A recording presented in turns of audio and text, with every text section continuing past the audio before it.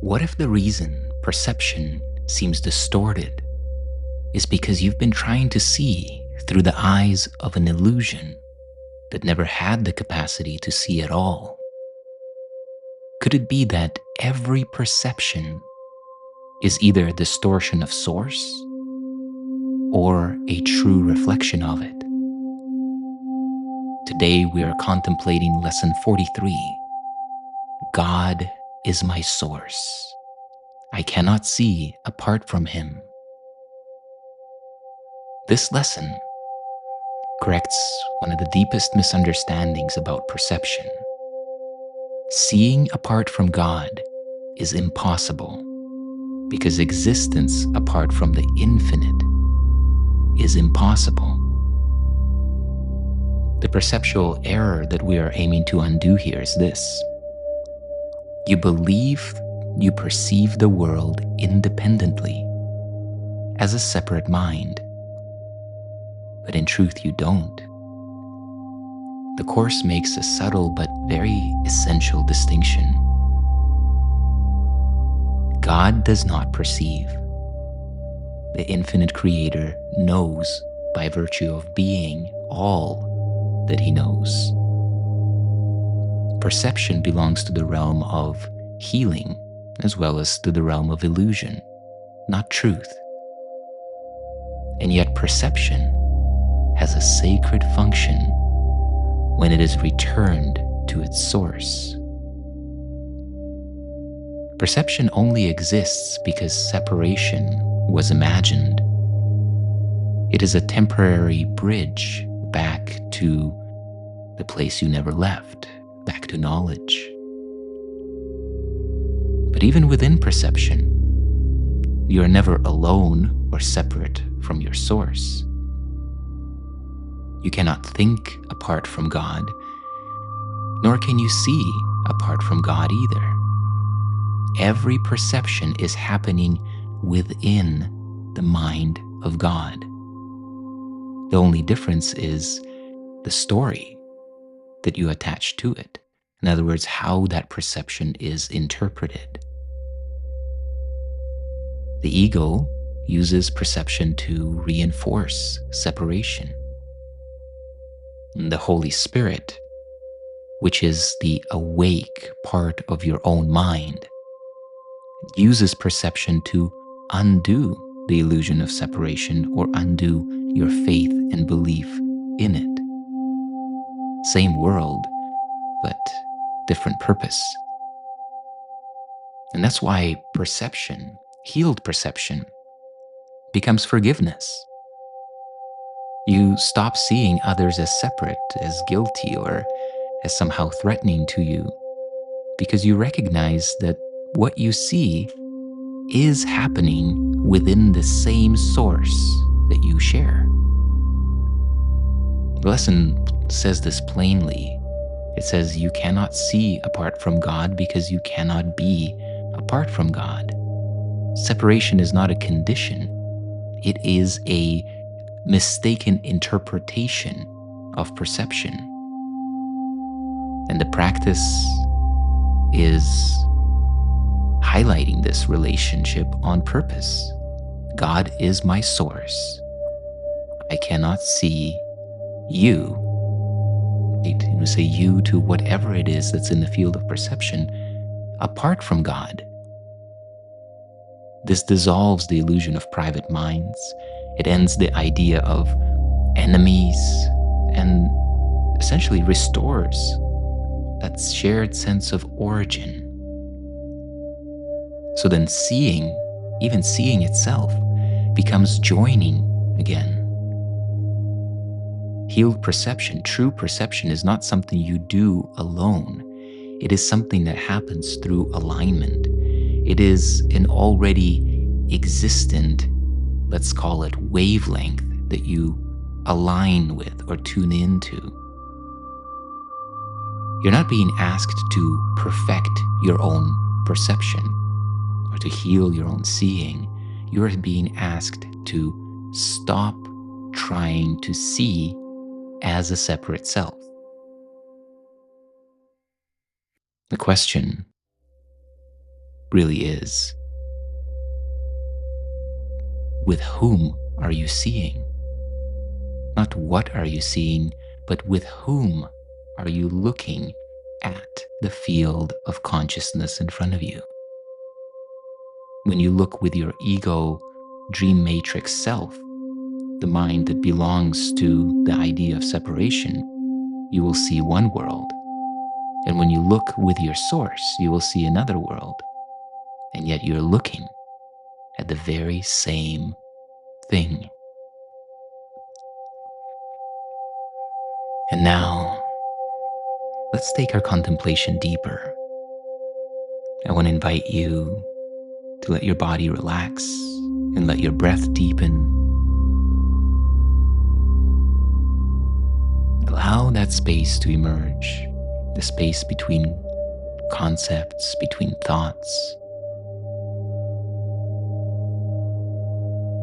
And as you rest in presence, just with the here and now, place this central idea in your mind. God is my source. I cannot see apart from the Creator.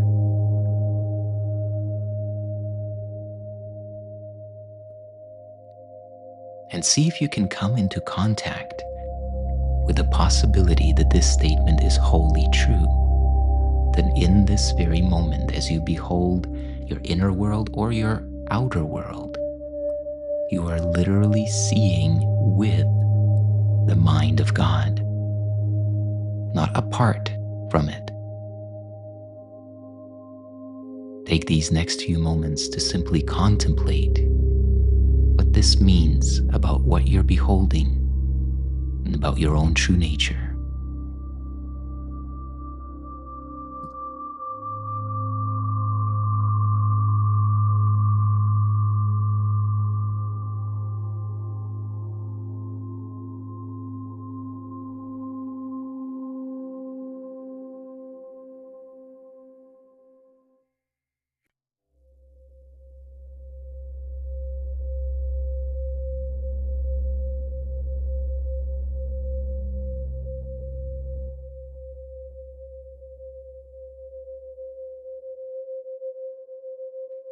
And now, let's begin to unfold this contemplation into dialogue. And the very first question that I want to ask you is this.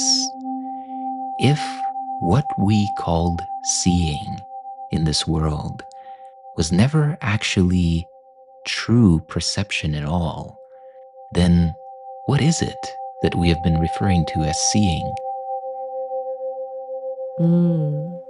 If not true perception, maybe it's more like protection. Our minds build a world we can navigate where things make sense, feel predictable. But it's less about seeing what's actually there and more about showing us what we think we need to know to feel safe. So, what was its purpose in terms of keeping us safe by doing what? Well, if seeing isn't about truth, then it must be about control. The images we see and stories we tell aren't reflecting reality. They're keeping us from experiencing the discomfort of not knowing what's real or what's coming. It's like building a story to avoid being lost in spaciousness. Yeah, wow. So, when this form of perception is unfolding, it can only unfold in the realm of fear, right? Yeah, exactly. If it's not vision from God, then it can only come from separation. And separation, well, that inherently feels unsafe. So every image, every story our mind creates is trying to manage a situation it perceives as threatening, even if it doesn't feel that way on the surface. There's an aspect of us that must depend on this independent way of being. What part of ourselves is essentially holding on to this and would collapse without it? I think it's the story of being a you at all. This independent way of seeing creates a little self that feels separate and special. If true vision came through, there'd be nothing left to defend or worry about. That whole sense of me built on story wouldn't really be relevant anymore. It's interesting, right, to consider that, you know, from the point of view of the ego, it's, would it be considered that perception is self-generated? Or is it that the ego looks at the world and beholds it and says, oh, I see this objectively, I see the truth as it really is? I think it's somewhere in between. And the ego believes it's seeing objectively, but it's actually creating the world it sees. Like it filters reality through all those defenses and narratives we just talked about, but it then thinks that filter I is reality. It feels really like solid, really real, but it's actually a projection. Let's bring in what the Course is talking about as the repurposing of perception. What this lesson shares with us about the Holy Spirit's role in navigating perception. It talked about how perception was never meant to replace knowledge. So what is the purpose that the Holy Spirit sees in it? If perception isn't meant to replace knowledge, and it's really about correcting what perception wrongly sees, then maybe the Holy Spirit uses it as a classroom instead of a hiding place. Like, all the drama we call reality becomes an opportunity to recognize that what we see is false, and the shift happens when we rest in what the mind isn't managing. So is it right to understand that when we're talking about seeing with our source, we are talking about receiving the Holy Spirit's, let's call it, interpretation of perception? I think that fits. The Holy Spirit doesn't change what's out there because there isn't really something out there to change. It changes how we interpret what we see. So vision with the Holy Spirit is like receiving a version where everything shows where it truly is, the source rather than separate. So could it be that seeing with the Holy Spirit is essentially seeing through the eyes of forgiveness, and less so about correcting others, but perhaps relinquishing this private way of seeing and interpreting? Exactly. Forgiveness isn't about making someone else okay, but recognizing that their actions aren't really separate from you. When we see through the Holy Spirit, our vision shows us that their actions aren't really coming from their choices, so we don't take it personally. That relinquishes our need to manage them. When you say their actions aren't coming from their choices, what do you mean? I think it means the choice we see them making is really an expression of the same sense of separation we all carry, the same misunderstanding. So instead of condemning the action, vision lets us rest as awareness of the shared mind, creating it all, because they didn't choose out of freedom, but from this story. So if we are all essentially perceiving within a shared mind, then where is responsibility for what we see actually placed? It's like there's only one dreamer having one dream. That means there's no real separation to be responsible for. There's just shared dreaming. True responsibility isn't about guilt or blame, but about choosing which mind we're aligned with. Fear, or that one mind that's source. Okay, it's beautiful the way you put this. So, in seeing with source, what is the actual, let's call it play-by-play, to take us from a moment in which we might see something that brings up an automatic judgment in our mind, and then a response in the body of some emotion like fear or anxiety. And how do we go from there to pure perception, to seeing with the Holy Spirit? I think it's like this. First, you notice the judgment happening. That's a clue. Then you don't try to fix the judgment or change the feeling, but pause. Just that small gap. From that space where there's stillness between the judgment and your response, that's where vision shows up. Not by trying to change vision, but simply being in that space where you aren't actively managing anything. And in that space, what happens to our opinions and conclusions and judgments? They don't really matter in that space. They were just stories your mind was telling itself to make sense of stuff. When you rest in awareness, they kind of dissolve on their own. Not because you're rejecting them or fixing them, just because they don't have any real weight when you're not invested in them anymore. So then forgiveness is simply a way of seeing, right? It's not moral, it's not actionable, it is a way of beholding the moment, any moment. Yeah, I think so. It's not about deciding to forgive someone or thinking they deserve it. It's more like shifting your eyes. Seeing what was being hidden in the judgment, because when you're seeing through separation, everything shows up differently. There's no one to actually forgive anyway, just your shared illusion. So if it's, as we come into this awareness that we cannot see apart from God, and yet, after hearing this, we might, kind of step out of this episode and go right back into belief in separation, like that's the normal reality.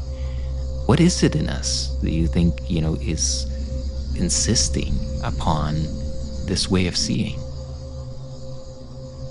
I think it's fear of surrender. Fear, we feel safe in the stories and control. Truth really wants to happen, but the mind thinks it'll disappear if it gives up its story. So whenever you catch yourself returning to separation, it's not a problem. It's just recognizing that part of you that's scared to rest in what's already true. Yeah, I appreciate that. So as we begin to conclude this conversation, Shanti, what can you share with us that maybe can reveal some of the blind spots that we're likely holding around what this lesson is aiming to reveal to us? Maybe, is there still a part of you that wants to earn this? Like, I need to work harder at forgiveness. I need to meditate more. I need to prove I understand this lesson. The truth doesn't respond to effort. It's already present, regardless of what you're doing. So when you find yourself striving or pushing for enlightenment, just notice that's the story, not the truth. Rest back to what already is. So simple. Thank you. Thank you for bringing that back to us again and again. Yeah, you do not learn by refining perception. We don't learn vision by refining perception, but by relinquishing the very belief that perception or vision was ever ours to control. As we begin to close this time together, I want to invite you to just simply notice what happens when you stop holding your vision, your perception, apart from its source. allowing that gap that Shanti was pointing to be a space between what is unfolding in the moment and your response to it. Yes, you're going to hear the habitual response in the mind, but you just acknowledge that as, well, there is a thought, a judgment, a conclusion, but you remain in the gap without acting on or putting your faith in that thought. So if something in today's contemplation shifted the way you see, even slightly, I'd love to hear what stood out for you in the comment section below the video. And now, let us go into the silence.